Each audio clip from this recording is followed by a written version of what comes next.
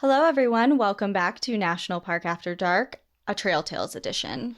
One of our favorite editions. I love doing the Trail Tales. They're probably one of my favorites. One, because we don't have to do research for them, but also because we get to hear all of your stories and they're just so interesting and they're from all over the country. I mean, they're from different countries sometimes. It's so cool to really hear from you, and I feel very connected to a lot of your stories. So I love reading them. Yeah, thanks for sending them in as always. If you're new to Trail Tales, we just kind of started doing this and it's something we're going to stick to. So if you are a Patreon member and you listen to our episodes over on Patreon, you get two additional stories. Yeah, and they'll be at the very end.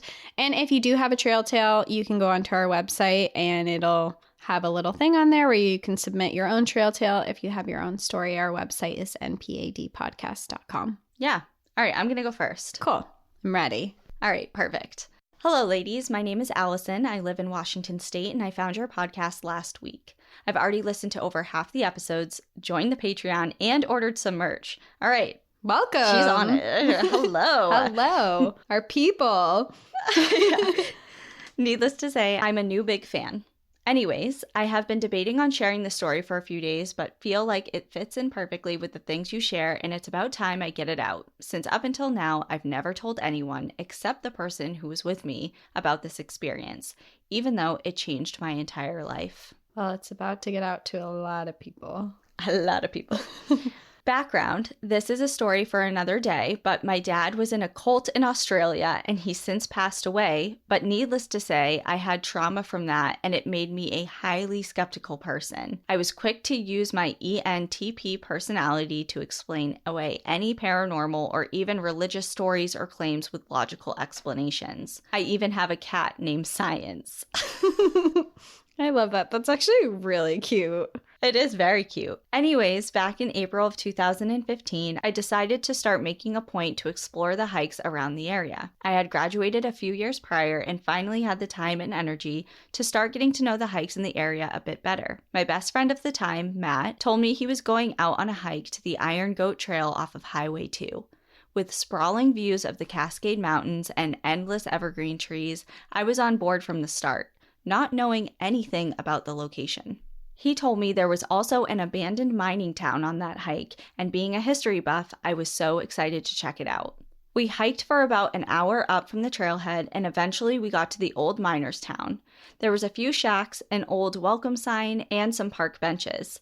Pretty cool stuff, but Matt wasn't as into the old town as I was and wanted to move along to the tunnels. The Iron Goat was a nickname for the railroad. This abandoned railway track was full of long tunnels stretching along the side of the mountain that, while they warned not to enter them, a lot of people, of course, do. Some were caved in on one side, making them really dark, which was fun but a little bit scary since you could easily imagine a bear or a mountain lion hiding in there. This is why we didn't really spend a lot of time in any of the tunnels that looked to be damaged or long. Being a couple of dumb kids, we decided for some reason that it would be a good idea to enter one tunnel that was partially caved in anyways because the long sprawling emptiness was lined with beams of light, making for cool photo opportunities. And those days, it was all about getting the best Instagram pics. Mm-hmm. Isn't it still, I think? Yeah, definitely. This was both the best and worst decision we made, and you'll see why.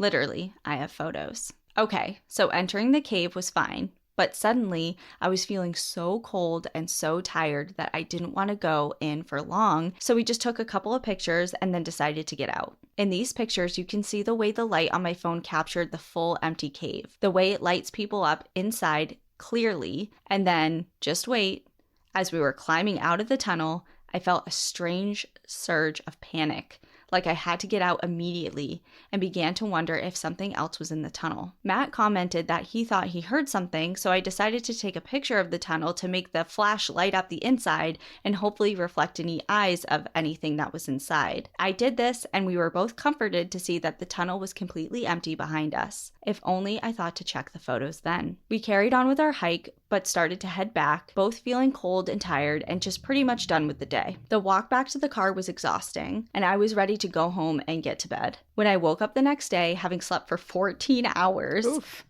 I've been there. Same. No judgment. I've totally been there. I was surprised, but not really concerned. I dealt with a lot of insomnia back then and would rarely sleep longer than 5 hours a night, so occasionally I would get a long catch-up night of sleep. Anyways, a few days pass and I decide to go back through my photos from the hike. This is when I noticed something. The photo I had taken of the tunnel, that empty tunnel, had a ghostly light figure of a man holding a shovel in the center of the cave. When I tell you I was shaken, I mean it. I had chills. I felt scared. I couldn't come up with any reason for this being there. I'll attach the photo so you can see how clear it is. I decided to try to make light of it and send it to my friend who had gone with me, and his response was terrifying and blunt. I asked, "Did I get a picture of a ghost?" And he just said, "Yes," and sent me a screenshot of a Google search about the hike we were just on, with titles like, "The Iron Goat Trail is the scariest haunted hiking trail in Washington," or "This haunted hike in Washington leads you to a railroad disaster." I was feeling a flood of emotions as I began to read article after article saying things like, quote, "This 5.7-mile loop trail is located in Stevens Pass in the Cascades. It is the location of what was one of the worst railroad accidents in the history of our country. An avalanche swept 2 trains off the track and nearly 100 people died. It is sad that the spirits of the unlucky passengers are still trapped in the tunnels trying to escape their tomb." An article from the Seattle Times that I'll also link even mentions men with shovels, just like the photo I took. Quote, "In late February 1910, heavy snow hindered the progress of both mechanical plows and men with shovels, stalling the 2 trains at Wellington for a week. Early on March 1st, the thick, wet snow on Windy Mountain gave way, barely missing the town, but sweeping away the trains, passengers, and crews on board. The last body wasn't recovered until late July. After this rabbit hole, I had convinced myself I truly had captured a picture of a ghost. Still, to this day, I hate to say I doubt most people's ghost stories, and I think that's why I haven't ever wanted to share this before. But you know what? People will believe what they want to believe, and this experience changed my life. And I want to share it, or rather have you share it for me. I'd love to hear other explanations for what's in this photo. Cheers, and as you say, enjoy the view, but watch your back. Allison. Wow. And of course, I'll post the picture. That's so interesting. And it's so interesting, one, because of the photo that she took, but 2, because I know the story. I've actually looked up this story before as like a possible podcast story. So I haven't done a deep dive into it, but I've done enough of research into it where I know what happened and I know exactly what she's talking about. So as soon as she brought that up, I'm like, oh my God, I know where she's talking about and what she's talking about. That's just, oh my God. Wow. So Allison sent this in, I think like a month ago or so, and I almost went up there to do this trail just because it's been on my radar. It's on like my all trails that I really want to go up there. But after getting this email, I was like, oh, I'm definitely doing this. But with the snow mountain, like the avalanche situation up there, I kind of was like, maybe I'll wait, especially given the disaster that initially happened there. So I'm definitely going to hold off until later this spring or early summer to do it, but it's definitely on my bucket list of Washington hikes this year. Well, you'll have to take some pictures. I know you will take some pictures in a tunnel and let me know. Oh, for sure. Yeah, for sure. Oh, that's so creepy though. She wrote, "If only I had looked at those photos before." That is a blessing that you did not look at those photos while you were in the tunnel. Because when you looked back and she says, "We saw the light in the tunnel, everything was clear," and we were like, okay, this is fine. If you had looked at that photo and seen it in that moment. Yeah, like in the moment. That's when you get into those, like, you know, in the horror movies where you're running, but suddenly you're running wicked slow and then you trip and you fall and you're looking behind you and it's there, but it's not there. You know, I feel like that would have happened if they looked at the photo in that moment. Yeah. Well, so you've inspired my next bigger hike because it's also like 3 hours from me. So it's like a definitely like I have to commit an entire day or weekend to it. Yeah. So.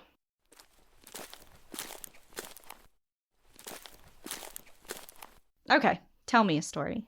Okay, well, I guess that's a scary story, and I also have a very, very scary story. Oh, okay. This is like my nightmare. I think that this is a lot of women's nightmares, actually. So I'm going to tell this. Beware, it's very scary. I was living on the edge of Land Between the Lakes Park in Harding, Kentucky, a remote and unpopulated area. I moved there because of the natural beauty of the area, and I was also a kayaker. So living by the two beautiful lakes seemed like a dream come true.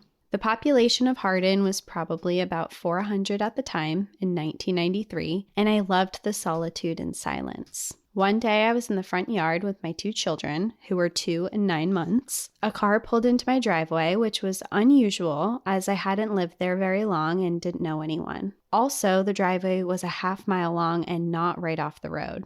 A man pulled up and he said that he was a photographer and he was on his way to a wedding, but he was lost.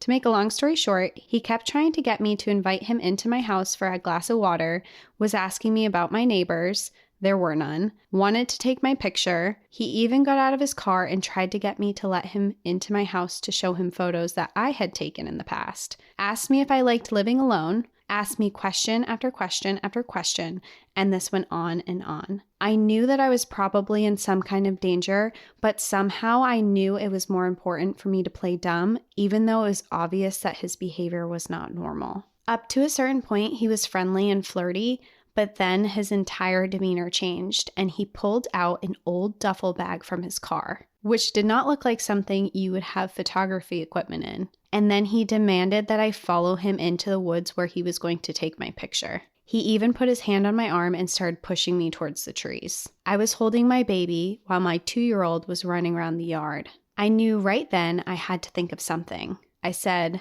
"Sure, just let me tell my husband so he doesn't wonder what's going on." And he said, "Your husband? I thought you were here by yourself." I then acted very casual and said, "He's asleep, he works night shift, but just in case he wakes up and looks out the window, I want to let him know what's going on." He stared at me, then back at the house, and he didn't say anything for what seemed like a long time. He kept staring at me as if he was trying to read my face. I acted completely natural, even though I knew something terrible was probably about to happen. I could feel the sweat running down my face and hoped he would think it was from the heat. Finally, he said, "Well, maybe it's not a good idea." He put the bag back in his car, but kept standing there as if he was deciding something. Then he got back in the car and drove very slowly down my driveway, and I could see that he was watching me in the rearview mirror. I didn't move or run to the house. I just kept standing in my yard as if everything was fine. As soon as he was completely out of sight, I rushed inside with my children and I called the police. I gave them a full report and his license plate, which I had memorized. They said they'd send someone out to the area to look for him, and they told me to lock all my doors and call them if he came back. A month later, I had to go into the next town to renew my car tags, and I was in line when I noticed a large bulletin board covered with pictures of wanted individuals. My eye kept running to one picture. It wasn't a photograph, but an artist's drawing. I got out of the line and I walked over and read it. Even though it was a drawing, I could tell immediately it was the same man that was at my house the previous month. He was wanted for rapes and murders of 7 different women in Kentucky, Indiana area. He would find women in remote areas, pretend to be a photographer or a salesperson who was lost. He would then rape them and shoot them in the head. I nearly passed out when I read it. I walked down the hall and found a policeman and told him about my encounter the previous month and that I had reported the incident as well. So after giving another report, I went home. I couldn't sleep that night. I literally felt sick with fear. At 10 a.m. the next morning, I heard someone knocking on my front door. It was 2 FBI agents, and they asked me questions for a really long time, for every detail that I could remember. Before they left, the one agent looked at me and said, "You're very lucky.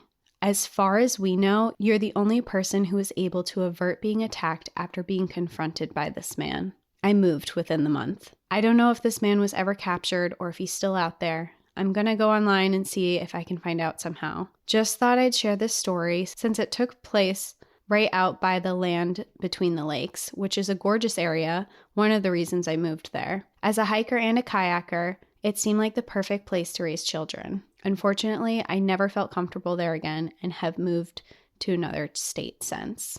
Thank you for listening. Holy shit. Isn't that like the scariest thing you've ever heard? Yeah, one of the scariest things I've ever heard. Yeah, for sure. When I read it, my hair on my neck was like standing up the whole time. Well, just the composure that she had to have to stay calm and collected, at least appearance-wise, in that situation.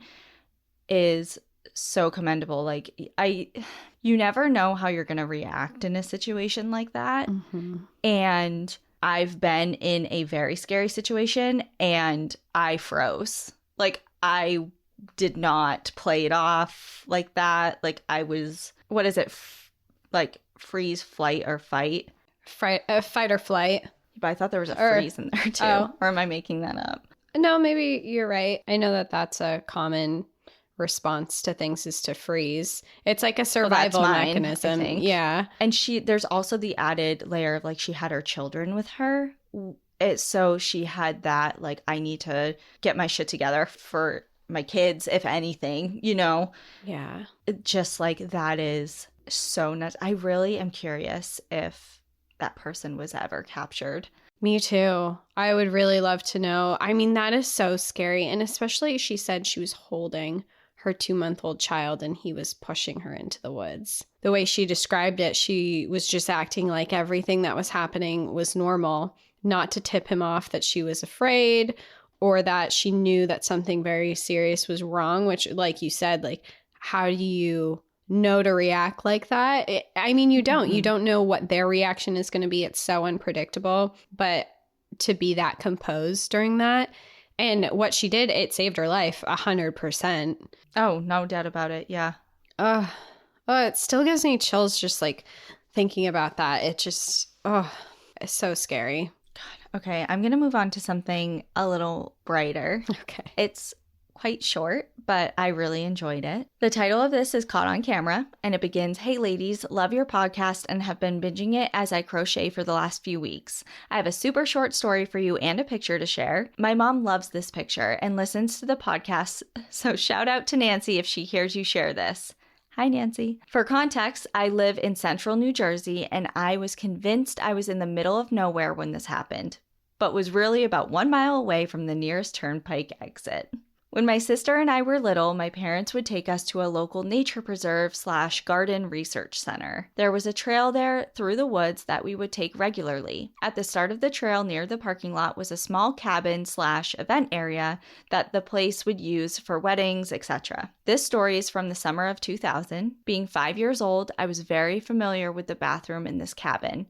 Why do little kids always wait to pee after they leave the house? Anyways, one day, my mom took myself, 5, and my 9-year-old sister out for the day on this trail, and upon returning to the car area, we used the cabin's bathroom and rested on the steps outside of the cabin. My mom snapped the attached picture as we rested and ate some energy-restoring lollipops. Since this was pre-smartphone and pre-digital camera in our family, my mom had to take the film to get it developed, which she did a few weeks later, and upon flipping through the pictures, she was shocked to see this one from our day at the gardens. None of the others are like it, and we've never seen one like it, despite the thousands of pictures my mom took of us as kids. My mom calls it our guardian angel. Just a few months prior, my father's parents both passed away within a few days of each other. We are convinced that one of them was with us, making sure my mom was taking good care of their grandchildren and ensuring that nothing would happen to us out there in the big wilderness of central Jersey. Stay adventurous, Megan. And I'll, again, post the picture, but it's very, very sweet. And it's just like she described, her and her sister sitting on the steps, and it literally looks like there's giant angel wings behind them. That's really cool. Yeah. That's very special. So I really loved that. Yeah. That's much lighter than my when I read. Yes. I know. I chose to say it then because I needed to counterbalance that other terrifying story. Yeah.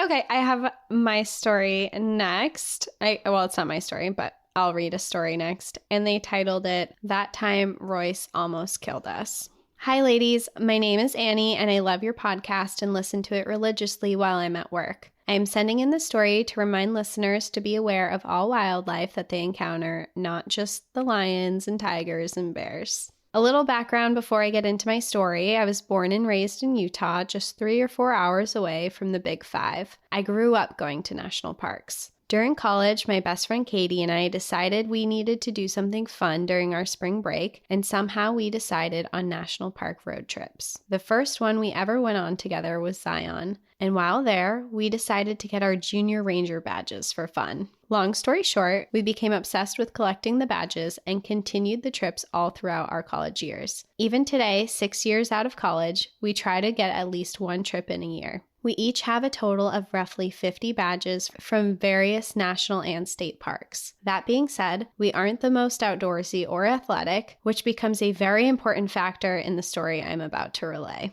In May 2007, we decided to visit Timpanogos Cave National Monument as part of our road trip. The cave system is located within American Fork Canyon, which is roughly 40 miles south of Salt Lake City. The caves are viewable only by ranger-led tours and are located about 1.5 miles up steep switchbacks where you gain about 1,100 feet in elevation. Our trip followed its normal pattern and all was going well.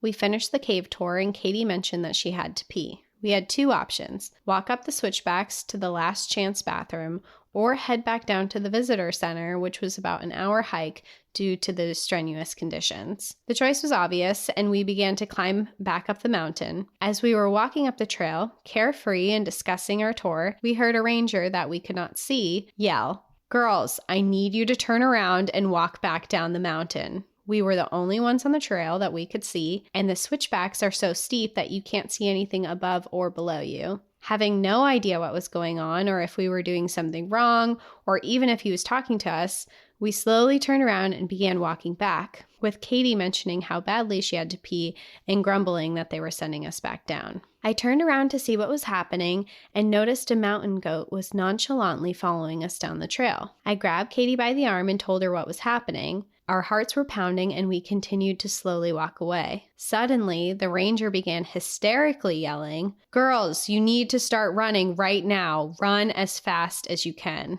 The mountain goat was charging us at full speed with the determination to butt us. Now, as I mentioned before, we are not athletic. I have always said I only run if something is chasing me, and now was my time to shine. Oh my God. We begin to sprint as fast as we can, trying to outrun the mountain goat, which can reach top speeds of 15 miles per hour, whereas humans can run about 8 miles per hour. The ranger was yelling louder and louder to run, cheering us on as we're winding down these steep switchbacks. The mountain goat's hooves were clomping behind us, getting louder and louder as he got closer. I don't think I've ever run so fast or been so scared in my entire life. We got to the point where the cave tour trail and switchbacks merged, and we began running back down towards the cave. The trail went uphill the opposite way of the switchbacks, which luckily deterred the goat momentarily. We met up with a group that had just exited the cave tour. They were lined up in a clump, instructed to clap and make as much noise as they could to get the goat to stop following us. We joined in as soon as we reached them. The goat stopped in his tracks, turned around, and began to climb on the terrain between the switchbacks, moving away from us. About 20 minutes later, the ranger that was yelling at us originally came down to where we were and instructed everyone to follow him down the trail. He walked us down, creating a barrier between us and the goat, and we all safely got away. When we reached the visitor center below, we were in disbelief as to what had just happened, and we were trying to calm down and catch our breath. We mentioned our adventure to the rangers, and one said, "Oh, that was Royce. He does that." Never in my life would I have imagined that I would be almost killed by Royce the mountain goat. Oh my God. Well, okay, you know what this reminds me of? What? I'm pretty sure, I'm sure someone will correct me if I'm wrong, but I'm almost positive the only fatality attributed to an animal in Olympic National Park was a mountain goat. Really? I'm pretty sure it was Olympic National Park. Interesting. I want to say maybe even North Cascades, but I want to say it was Olympic. Yeah, they mean business sometimes. And I think there's a big concern about them with them being attracted to the salt in people's urine out on the trails and stuff. So they're like, don't camp or don't pee anywhere near your camp or anywhere where you're going to be because it attracts the goats. I'm not, I know you're looking at me like I have two heads, but I swear to God, it's a thing. It's just so interesting because like in not wildlife, goats are so cute and you like don't think of them as a threat, but mountain goats are huge and they have the really big horns. And remember when we saw that one in South Dakota? We saw a ram. It was a big big horn sheep. Big horn sheep. Mountain yeah. goats have the little spiky horns. Oh, yeah. They're like white. I'm describing this very bad, but I can envision it because I saw them at Mount St. Helens, like pretty much everywhere. Yeah. They were really cool to watch, like scaling the rocks, and they had like their little babies in tow.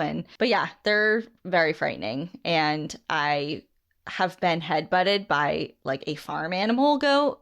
So I can't even imagine what a rampaging mountain goat named Royce would do to you. That's like charging from a ways away. And like unrelenting. That's scary. That was super scary. And the way that they wrote it was really funny too. It's like, remember, we're not in shape here. And we're running. Yeah, like I can't stress this enough. We're not athletic. And I'm sure that ranger was concerned for you, but I also feel like they may have been. Like they went home and they all kind of laughed a little like, bit. Kind of laughed at it, yeah.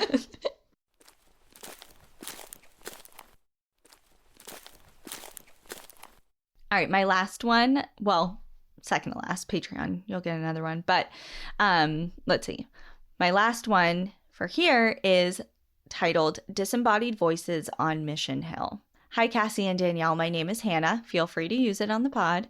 And I'm a fairly new listener. I stumbled across your podcast about a month ago when I was trying to pass time between episode releases of another podcast I listened to, and I've been hooked ever since. After I listened to your first Trail Tales episode, I knew I had to write in and tell you about one of my creepy hiking experiences. I've attached a double-spaced PDF of my story to the email. Hopefully that makes it easier to read. That does. Thank you. Hannah, God bless Girl you. after our own hearts. It really does help. I will say that. I've questioned my ability to read after beginning a podcast, and the PDF double-spaced certainly helps. In June of 2021, me and 11 of my friends went camping in Brimley, Michigan, which is near the Solocks in the Upper Peninsula. We had been there the year previous for some pandemic fun, and were all excited to be back and spending time together. On the second day of our trip, I was feeling ready to do some hiking. It was a newfound passion I had discovered in 2020 during the middle of the pandemic when I was trying out different outdoor activities. The year before, I had found a trailhead in Mission Hill, about 15 minutes away from our campsite, and I planned on going there. I am not one to hike alone, so 3 of my friends agreed to go hike a trail in Mission Hill with me. The rest of our group declined the offer to go hiking. We did a group hike in Mission Hill the year before, and it was kind of a shit show.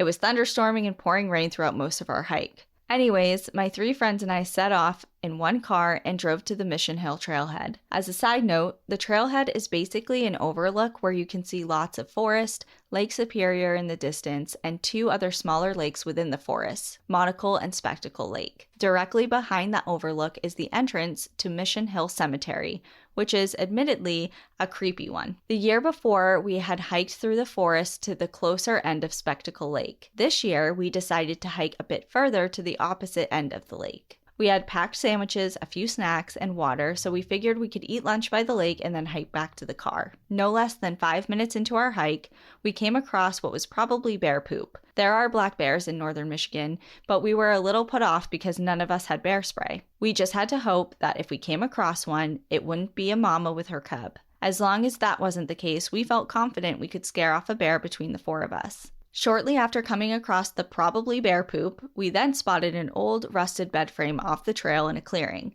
It was a weird sight, and one that gave us the heebie-jeebies.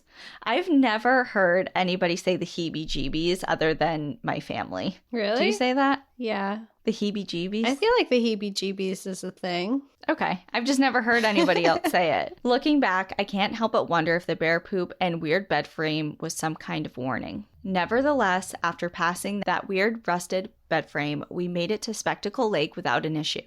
There aren't any trail maps in Mission Hill as far as I know, but we navigated the forks in our path pretty well and noted which turns to take on the hike back. We rested at Spectacle Lake's beach for a little while and ate to refuel. The cold breeze started to pick up, and that's when we noticed big, almost black storm clouds creeping in across the sky. Unfortunately, they were coming right for us. All 4 of us were bewildered. It was sunny without a cloud in the sky when we left. We checked the forecast and there was no rain predicted for that day. Storms can pop up pretty quickly in Michigan summers, but considering the storm we found ourselves in the last time we were in Mission Hill, we felt like we were cursed to get rained upon every time we visited this forest. We had spent about 45 minutes to an hour walking downhill to Spectacle Lake. It was a fairly short hike, but we had to walk back uphill, and I felt that there was no way we were going to make it to the trailhead before the storm. But we had to try. Once we ensured we were all packed up and our garbage was cleared out, we hustled back up the trail we came down, huffing and puffing with the extra effort we were putting in. It wasn't long before I started hearing things.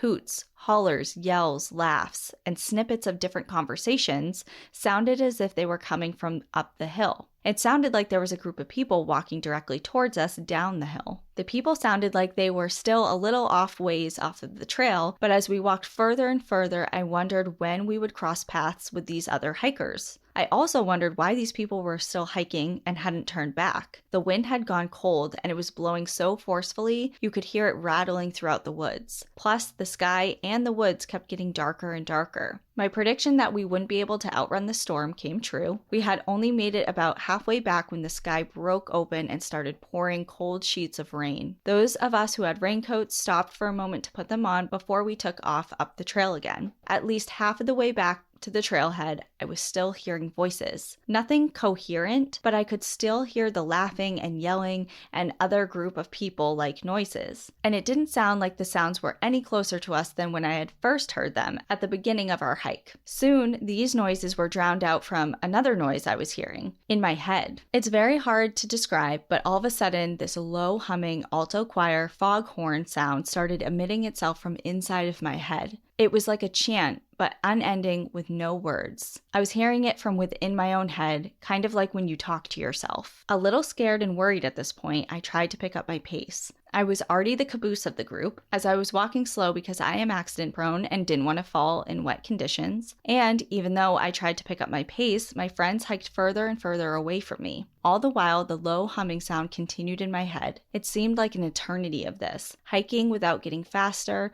with my head tucked against my chest to deflect the rain. But eventually, I passed the rusted bed frame and the probably bear poop and saw the car. My friends were taking their boots off, but I just launched myself into the car, willing the sound of my head to stop. My friends took the hint and we noped the hell out of the woods away from Mission Hill and the cemetery. The sound in my head faded as we drove away and stopped completely by the time we were completely out of the forest of Mission Hill. That's when I realized we never saw the group of people that I swear I heard walking towards us. "Hey guys, did you hear anything in the woods on our hike back?" I asked the group. And suddenly, it was like they released a collective breath they were all holding. Oh my gosh, yes. I thought I heard a group of people. I thought it was just me hearing things. Basically, we had all experienced the same exact thing. We all heard what we thought was a group of people, but never actually saw them. When I asked about the alto choir sound that I had also heard in my head, that's when everyone really looked at me like I was a lunatic. When we met our friends back at our campsite, we told them what happened on our hike. One of them looked up something about Mission Hill on her phone and told us that apparently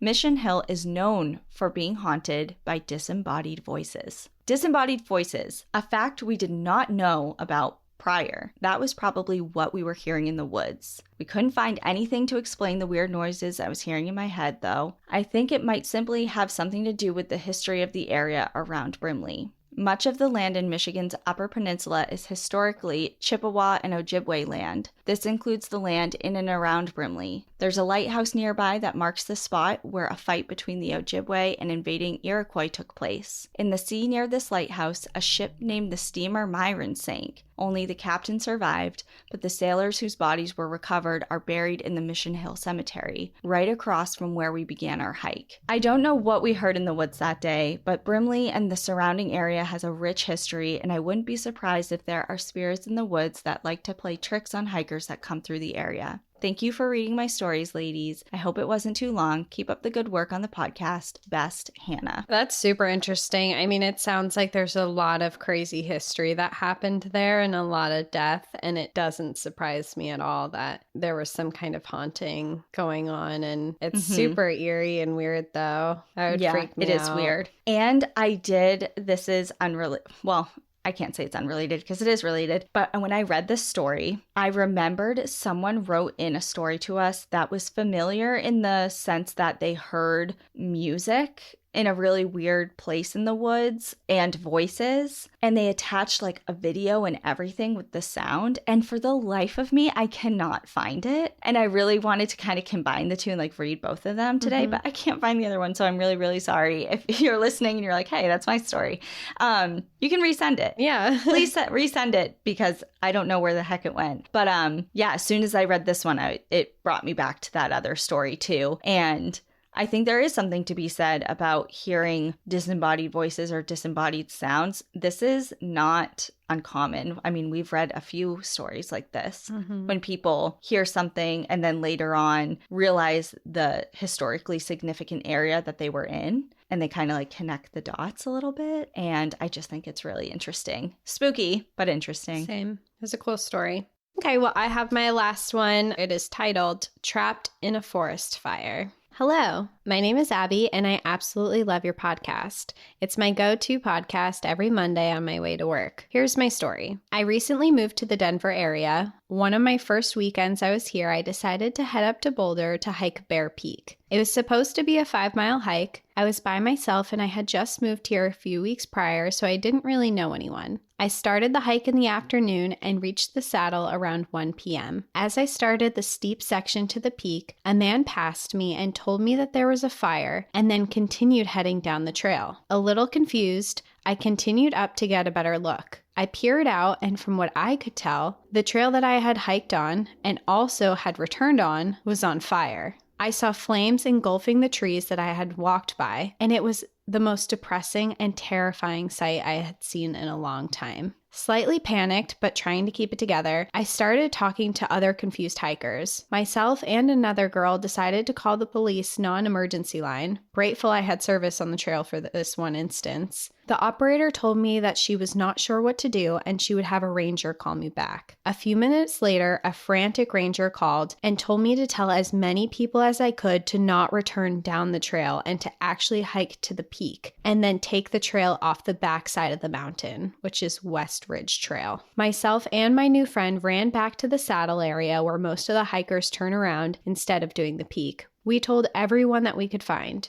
including a guy who was passed out in a hammock. I started to panic more when I realized the sweet older couple that I had spoken to earlier had turned around and headed back down the way that we came. I ran down the trail a little ways, but I could not find them, and at that point I had to turn around and take care of myself. After telling as many people as we could find, we started the icy climb to the peak. It was a tough hike as the trail was covered in slush and ice, but we made it to the peak. The air was filled with smoke, and we watched down below as more and more trees became engulfed in flames. Along the way, we picked up a few new friends and formed a little group of 6. One of the guys was extremely dehydrated and very pale, dizzy, and fatigued. It was a bit concerning as we had a pretty long hike ahead of us. One of the other guys took his backpack from him, and we frequently made stops to let him rest, drink water, and eat some protein bars and Swedish fish, my favorite trail snack of choice. We started descending down the West Ridge Trail, but got turned around a few times. Once we finally got on the right trail, we met up with a few other hikers. Everyone was honestly in pretty high spirits for the situation that we were in. We even ran into the older couple that I was concerned about. They said that they had to turn back around after the smoke was becoming too much, and other hikers told them to head to the peak. When we finished descending the mountain to the ridge below, we ran into one of the park rangers. He checked in on all of us and was keeping track of how many of us were stranded. He told us if we were able to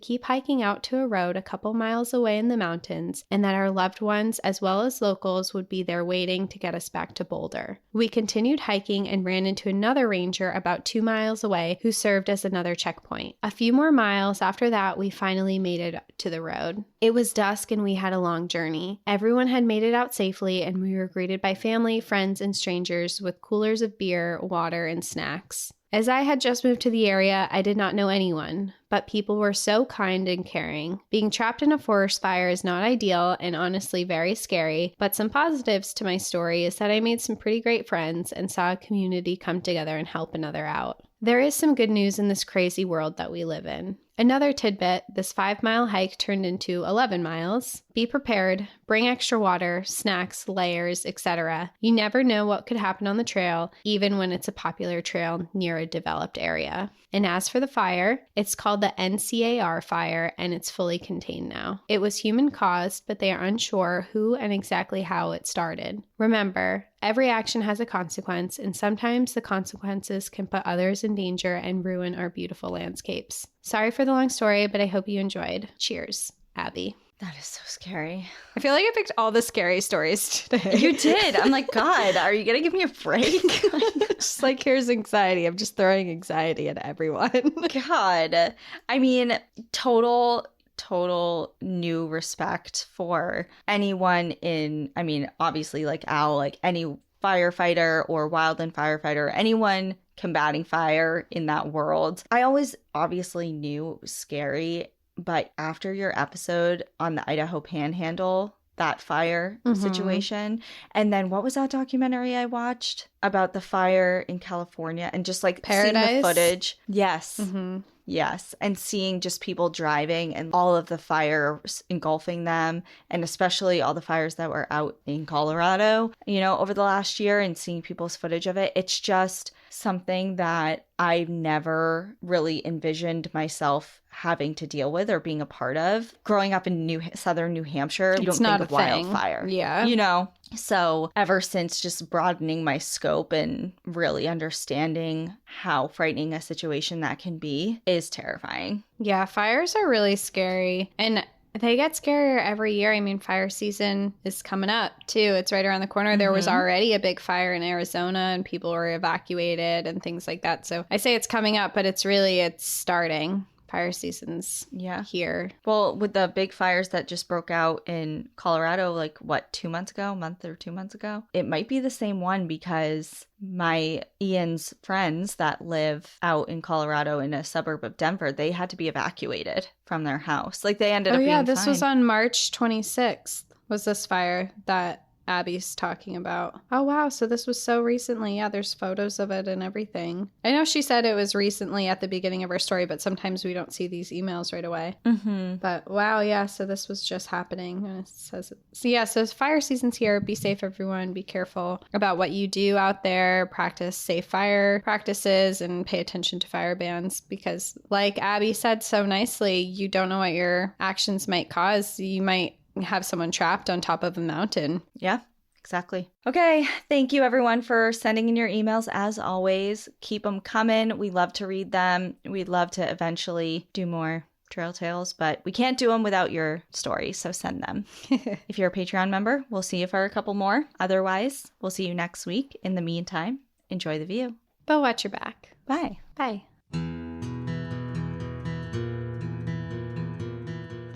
Thank you for joining us again this week. If you have a trail tale you'd like to share, send us an email at npadstories@gmail.com. Follow us on Instagram and Facebook at National Park After Dark and on Twitter at NPAD Podcast. Become an outsider by joining our Patreon, where you'll gain access to monthly bonus stories and exclusive content. And remember, when you support our partners, you're supporting our show. To access our special discount codes along with source information from today's episode, check out the show notes. For information on the show, to shop our merch store, sign up for our newsletter, and more, visit npadpodcast.com. And if you're enjoying the show, please rate, review, and subscribe wherever you listen to podcasts.